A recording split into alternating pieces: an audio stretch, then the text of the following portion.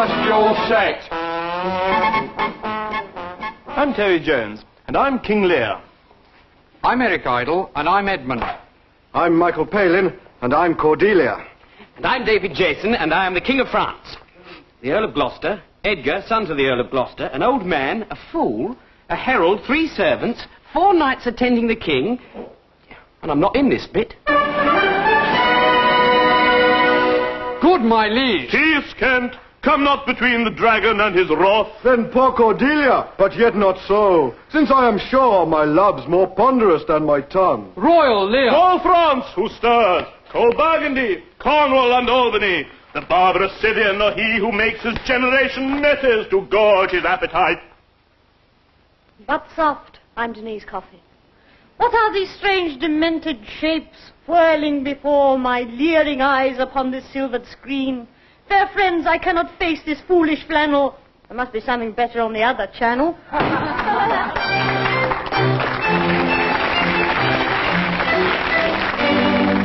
We present number 6 in the series, Musician at Work. This week, a popular German group, the Erich von 2-3 Players, formerly known as the Erich von 2-3 4.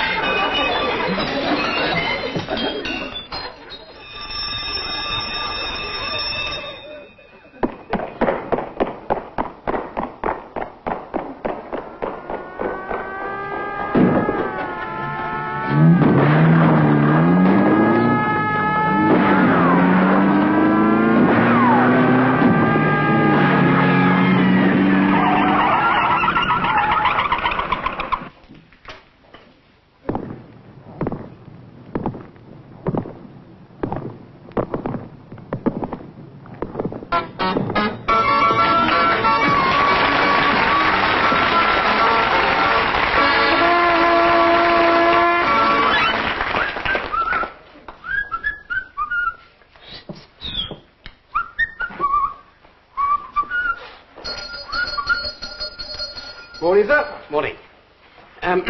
Could I have a dozen eggs, please? 2 pounds of stewing steak, half a pound of tomatoes, 3 pounds of potatoes, a lettuce, a tin of peas, and a pack of cornflakes, please. Yes, sir, certainly, sir. Thank you. There we are. What's that? A tin of shoe polish.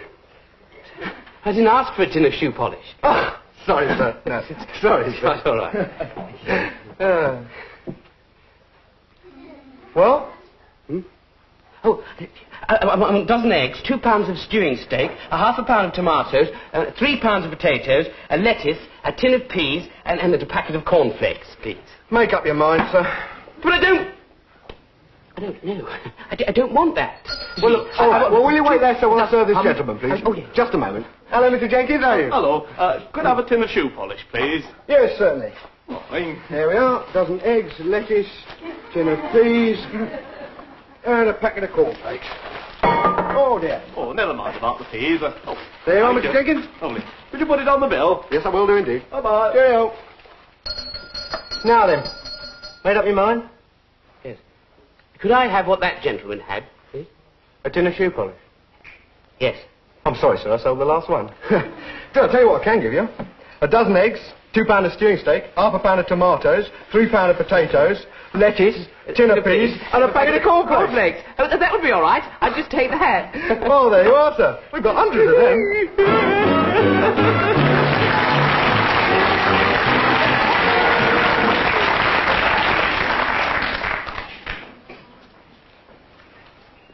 Good morning, schools. Have you got the special scientific apparatus ready for our science lesson? It consists of a pencil. Today, we're going to learn about a weighty matter, gravity. So let's get right on with our experiment. Pick up the pencil in your right hand, though if you're left-handed or suffer some disability, one of the others will do just as well.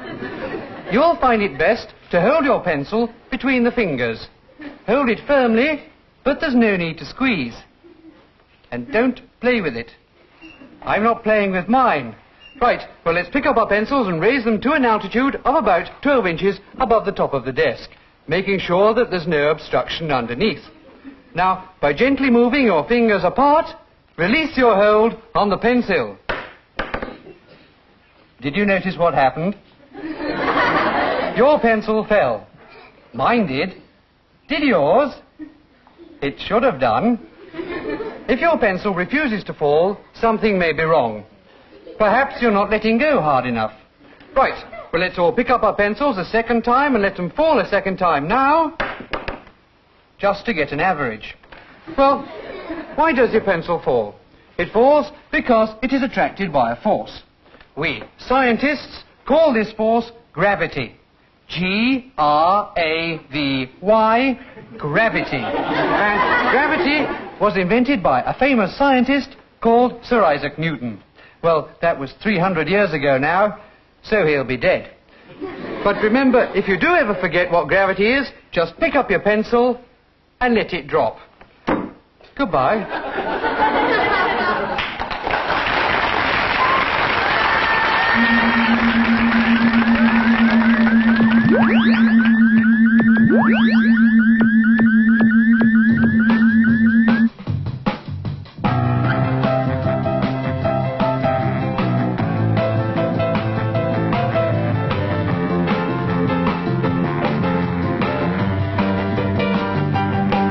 I was working in the lab late one night when my eyes beheld an eerie sight, for my monster from the slab began to rise, and suddenly, to my surprise, he did the monster mash. It was a graveyard smash. It caught on in a flash. He did the monster mash from my laboratory in the castle east to the master bedroom where the vampires feast. The ghouls all came from their humble abodes to get a jolt from my electrode. They did the monster mash. It was a graveyard smash. It caught on in a flash. It was the monster mash. The zombies were having fun. The party had just begun. The guests included Wolfman, Dracula, and his son. The scene was rocking, all were digging the song. Igor on chains, backed by his baying hounds. The coffin crickers were about to arrive with their vocal group, the Brain Surgeon Hive.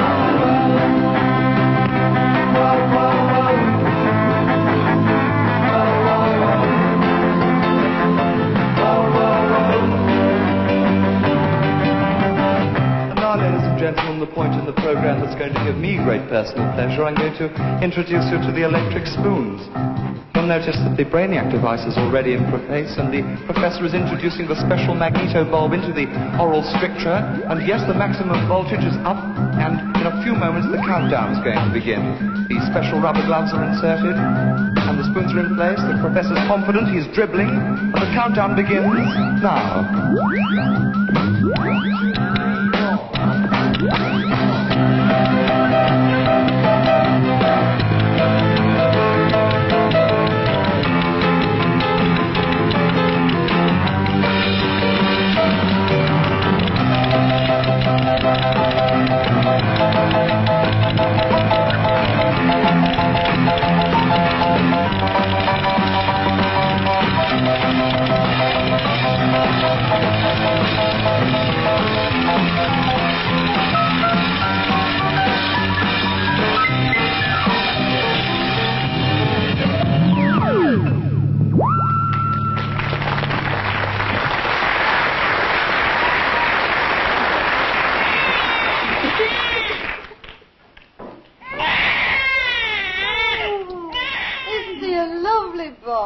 And he looks just like his father.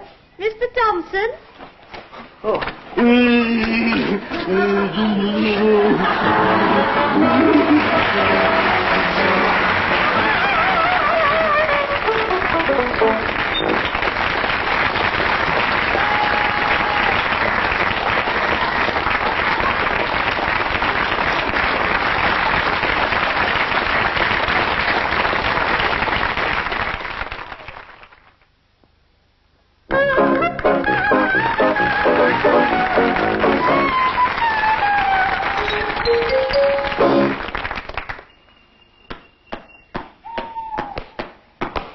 who goes there? Friend or foe? There!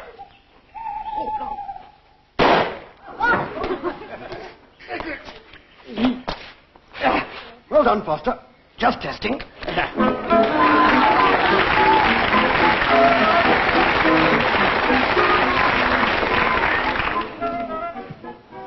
Hello.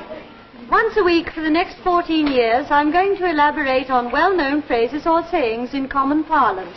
Today's phrase is, sticks and stones may break my bones, but words can never hurt me. This... Oh!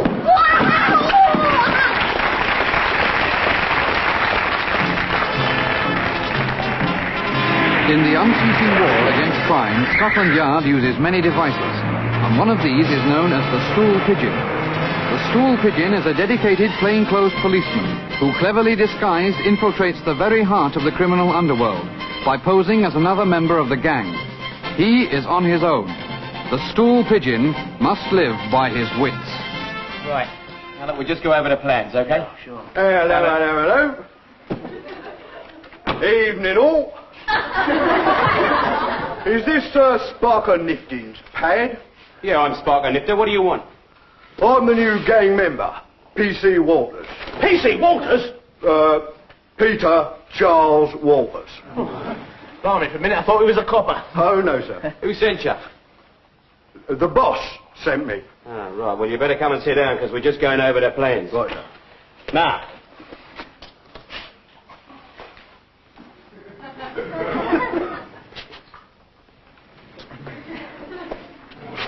Right. Now, the timing of the raid will go like this. Hey, Magsy. Okay. Oh, all right, Tom, Maisie. Now, listen carefully, because this could be one of the greatest raids.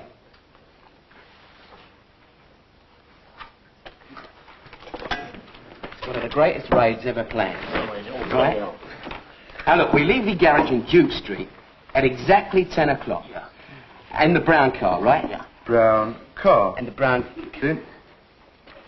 What are you doing? Oh, I'm sorry, sir. I just want the facts. Look, you don't write anything down. You keep it there in your head. In your E-double-D, your head. Yes, certainly. Get it? Yes. Right. It wasn't the mode of procedure I was taught at gang college. Now, look. You've got to be outside the bank before 10:15. Right now, then you, Vince, you'll take the van and you'll go and park it round this corner here. Right. Can't do that. Right up. Why not? Eh? Double yellow lines. No parking, even front loading, between the hours of 6:30 a.m. and 8:30 p.m. Listen, wise guy. Whose side are you on? I am on the side of the criminal. Right. Now, look. I've timed it right down to the last second. At 10:22, the security van comes up to the back door of the bank. At 10:24 exactly, the safe is blown. Now, that will give us 30 seconds to get from the safe into the getaway car. Gentlemen, that's enough. Eh? I have a nasty surprise for you. I am not a criminal. I am, in fact, a stool pigeon. No. You what? I am a plainclothes police officer in disguise. So am I. Superintendent Jackson, CID. Whoa. So am I. Sergeant Pepper, Criminal Records. So am I, Police Constable Raymond Francis, Q Division. Policewoman Valerie Foster, C Division. Blimey, we're all coppers. You mean this isn't the very heart of the criminal underworld, where lurk some of Britain's most notorious villains? What are we going to do, Super? Can you blow a safe, Sergeant? Well, actually, I can, you know.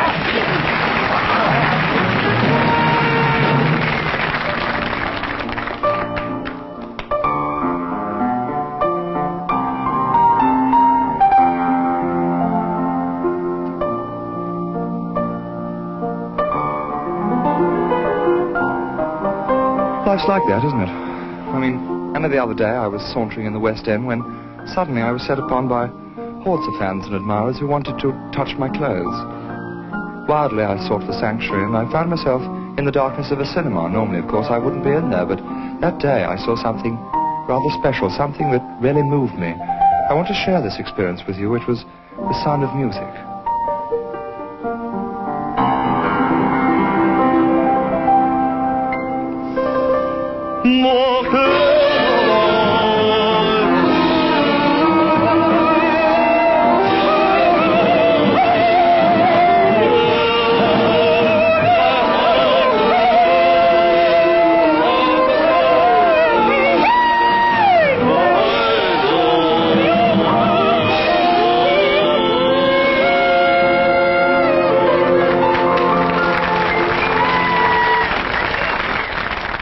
Tell you something about the film which you are about to see. Tonight, we're going to show you one of the most extraordinary sights ever seen on television screens. Oh. Switch it off. Switch it off.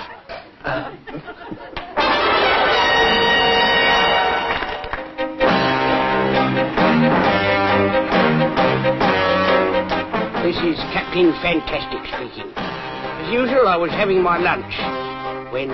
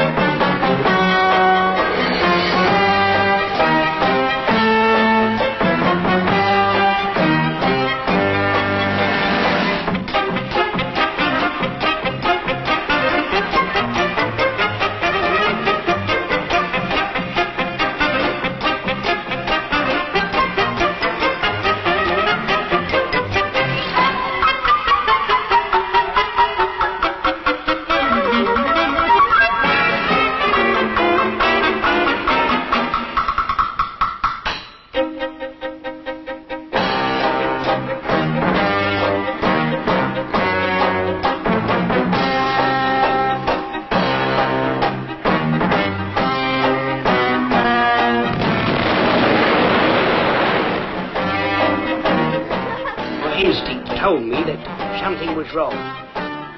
My first job was to contact base.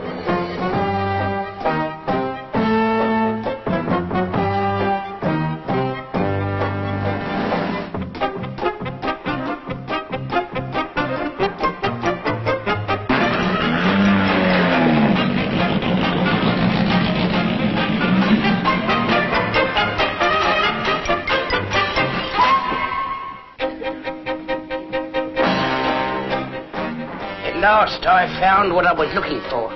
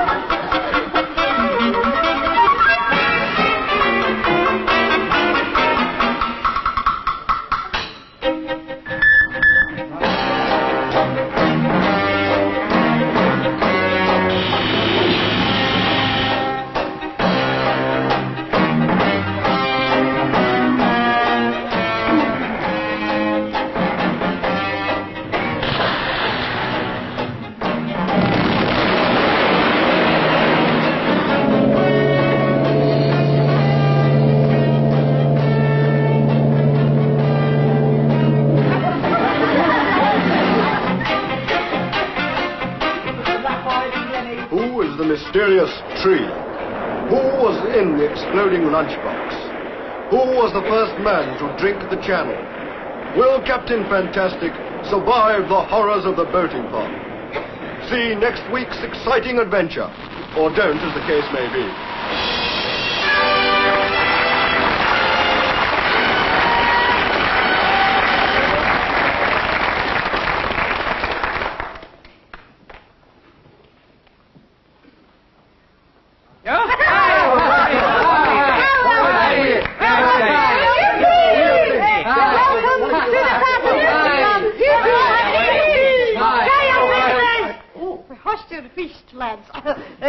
I would like to introduce you now to a very talented Joe, the wee McJobby Bandy. And here he is, the man himself, Robbie Band. Thank you very much. Well, we'd like to sing you a wee old Scottish croftish folk ballad, which is entitled Get Your Kilt on the Right Way Round, Johnny, or Will You Stop Your Tickling Jock? Okay. Oh, wee McFarlane was a dolly from the west of England. You need keep Bray with Steely and with Teagley. Hey McFarlane, whack McFarlane, pull the roll. Hey McFarlane, Lily's in the cludgy. When it was resting in Linden Tomb, the white man thinking, the white man thinking any old tune, the good love is McFarlane. Hey McFarlane, whack McFarlane, pull the roll. Hey McFarlane, Grand's got trembling roll. Oh, McFarlane was the cloud by Stevie and Green. He tickled his mother and he tickled his feather and he tickled his wee and coo. Hey McFarlane, whack McFarlane, hold it on. Hey McFarlane, McFarlane's on the seal. Hey McFarlane, whack McFarlane, hold it on. Hey McFarlane, up the rock.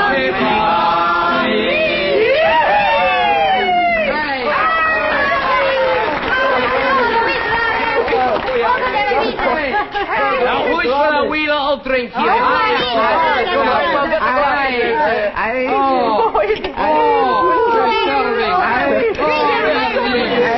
Come on then,